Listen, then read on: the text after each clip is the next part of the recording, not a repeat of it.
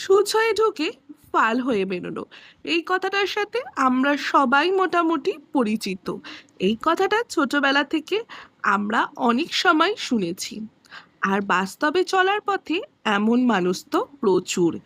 তোমার হাত ধরে তোমার জায়গায় এসে আস্তে আস্তে তোমাকে সরিয়ে নিজে সেই জায়গা নিতে চায়। অবশ্য তার জন্য আমরা নিজেরাই কিছুটা দায়ী, কারণ খাল কেটে তো কুমিরটা আমরাই এনেছি। এমন মানুষ তো অনেক আছে যাদের নিজেদের কোনো যোগ্যতা নেই, অন্যের ঘাড়ে ভর দিয়ে কোনো মতে একবার ঝুঁকতে পারলেই ব্যাস, এইবার আস্তে আস্তে তাদের নিজেদের রূপ দেখানো শুরু। মুখে তোমার সাথে খুব মিষ্টি মিষ্টি ব্যবহার করছে, আর ওদিকে কিন্তু মাথায় তার চলছে কি করে তোমাকে সরিয়ে তোমার জায়গাটা নেওয়া যায়। কিন্তু তুমি বুঝতেও পারছো না। দেখছো উফ, কত ভালো, কত ভালো ব্যবহার করছে তোমার সাথে। তাই ঠিক বলছি না বলো? এমনটা কি হয় না কারোর সাথে?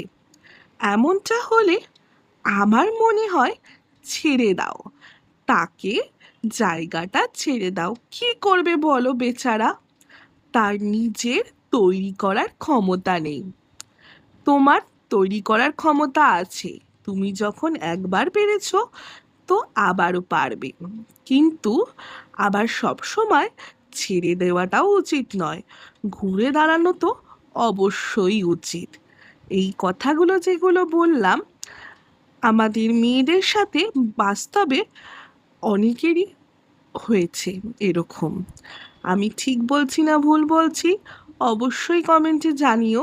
এই সূচ হয়ে ঢুকে ফাল হয়ে বেরোনোর মানুষ তোমরা কারা কারা দেখেছো? আমি আমার লাইফে প্রচুর দেখেছি। এই যে তোমাদের সাথে গল্প করতে করতে আমার এখানে রান্না কমপ্লিট প্রায়। আমি রান্না করছি এখানে আজকে শুটকি মাছ।